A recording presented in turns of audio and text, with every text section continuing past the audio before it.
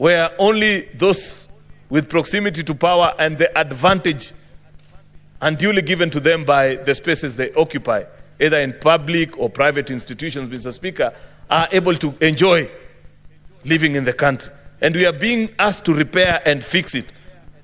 Where this thing has reached, Mr. Speaker, it needs an overhaul. I am afraid that not the usual glue and gum that we put into areas that are leaking will solve this time. It's completely broken. If it's a pipeline, Mr. Speaker, it is time to decommission and set up a new pipeline. That's what I hear as being challenged.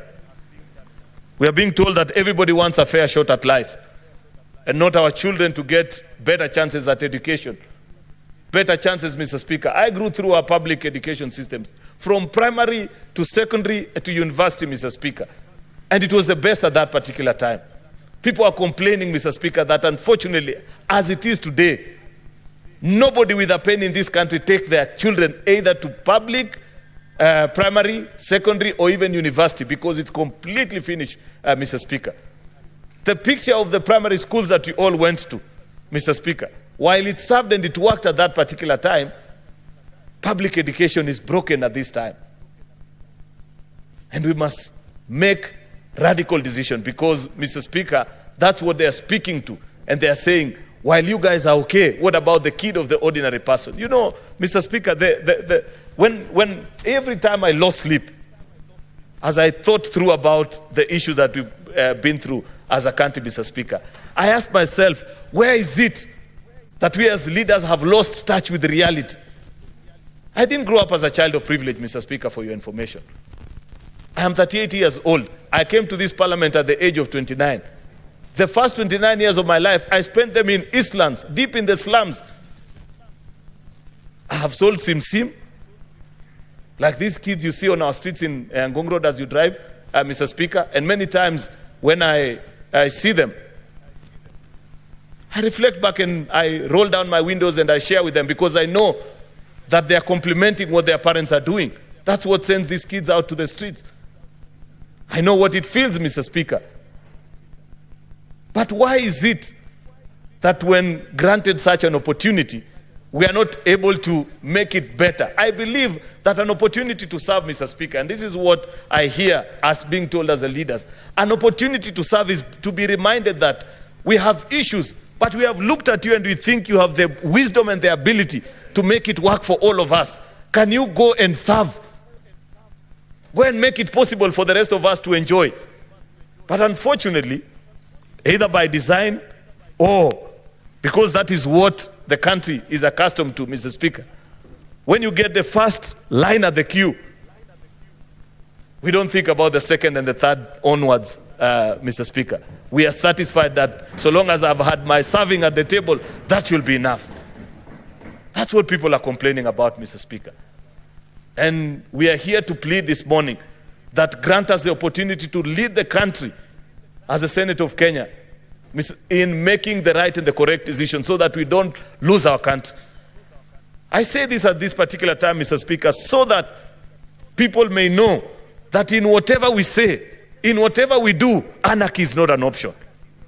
I'd wish to plead, even to those that are leading these protests and demonstrations, that if Kenya was to sink, unfortunately, not even them will be spared, Mr. Speaker. And I like the fact that many of the people have begun speaking out and saying that there are certain conditions that you must meet even as a person in some of the solutions that you are prescribing. Because you listen to what is being said in the online spaces, Mr. Speaker, some of the solutions that you can clearly see this will get us into more problems than already we are being unfortunately prescribed on us by people who are not within the borders of Kenya. And that's unfortunate, Mr. Speaker. But like I have said, it's not time to apportion blame and point fingers. It is time to lead the country and point them to the right direction. Because what our young people have done is that they have spectacularly, perhaps painted better than Galileo could ever paint, Mr. Speaker, a picture perfect of the reality of what it means to live in the Republic of Kenya today. Nobody could have done it any better, Mr. Speaker. And therefore, it's our duty. We are duty-bound as an institution to lead. Mr. Speaker, corruption has featured prominently in this conversation. In fact, at the heart of it, perhaps finance bill was just but a trigger. But the bigger conversation that the country is having is on the issue of corruption. And what is it that we need to do? We passed a new constitution in 2010, Mr. Speaker, and we thought at that particular time that we had finally succeeded to slay the dragon of corruption, because this is a challenge that as a country we've dealt with the last 60 years or 50, Mr. Speaker.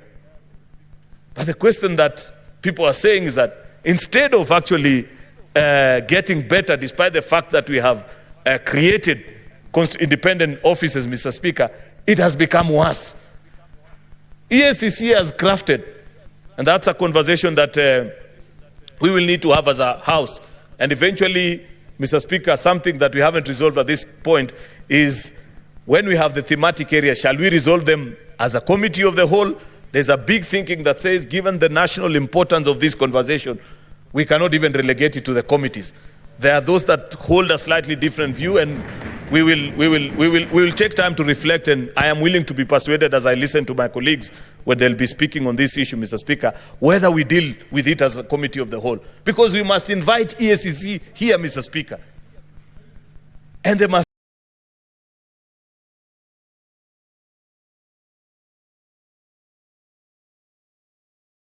tell us, Mr. Speaker, why is it that we are not succeeding? Is it the law? What is it, Mr. Speaker? What do we need to do as a country? Because what we know for sure is that the system has set up, even this design in our counties, Mr. Speaker, of saying you have an ethics and anti-corruption officer at every county, Mr. Speaker.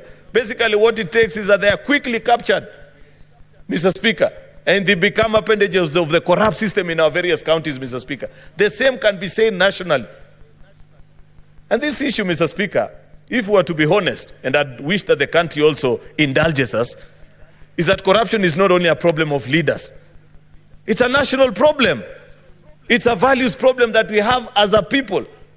We cannot just speak, Mr. Speaker, about what leaders are doing without taking time to consider and say, how do we demonetize our politics, Mr. Speaker? How do we make politics less influenced and infiltrated by the power of money, Mr. Speaker? Because unless and until a country has that conversation, Mr. Speaker, I am afraid we are not likely to win this conversation. And part of the proposal that must come out of here, Mr. Speaker, is the process of removing money out of our politics, Mr. Speaker. That has destroyed the fabric of our society.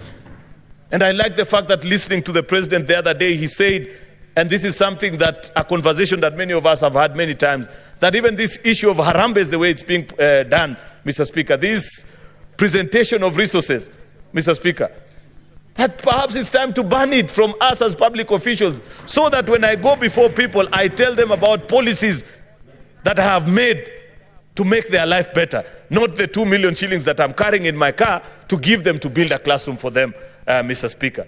That's a challenge that we must be willing to accept. Because, Mr. Speaker, until, and I must repeat, until we demonetize our politics, Mr. Speaker, and the space of influence, it will continue to be a gold rush and the desire, Mr. Speaker, on every member. You know, people don't know that the cycle of and the life of a politician in this country, it involves running Monday to Thursday, collecting as much as you can, only to go and spend it on Friday to Sunday. And in fact, most of that money, Mr. Speaker, it doesn't even get to the houses of these members. People don't know. If a member makes perhaps $1 million within a week, they'll be very lucky if 100,000 makes it to do anything in their house. 900 of that money goes back to the constituency. Therefore, we must remove that demand. And this desire to see members of parliament and politicians and people who are in public offices, Mr. Speaker, as if they are tools for pushing resources and money. Until we do that, but that's just the effects. What we need to address here today is a structural fight, and those that are in the justice and, Mr. Speaker, law and order society, that they must come here and we must reveal to each other and tell each other, why is it difficult? EACC must appear before us, Mr. Speaker, and they must tell us this is what we need to do, so that we know Mr. Speaker. Why is it we are now in the third cycle of county governments, Mr. Speaker?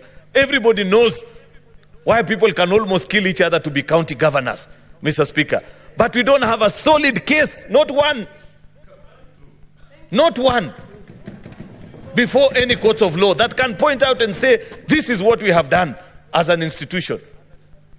So that people know this is what we are doing.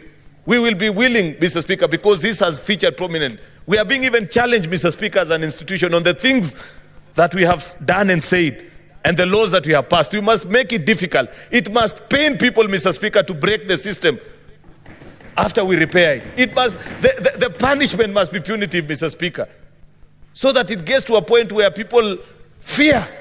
You know, people don't fear to be corrupt in this country because they know what is the worst that will happen. I will be taken to court, I will pay a bail, and I will walk scot-free. Chances are I'll enjoy that money until I die. EACC must come to us, Mr. Speaker, and tell us even this new jurisprudence that they are trying to establish, where somebody steals $1 billion, then says, I am willing to part with 300 million, and we remove the case. Unless we didn't read properly. But good leaders have said, this is not the time to apportion blame. If there are things that they want us to change, is it their budget? Is it the law as we defined it, Mr. Speaker? Let us listen with an open mind and say, tell us what it is that will respond to this particular issue. Mr. Speaker,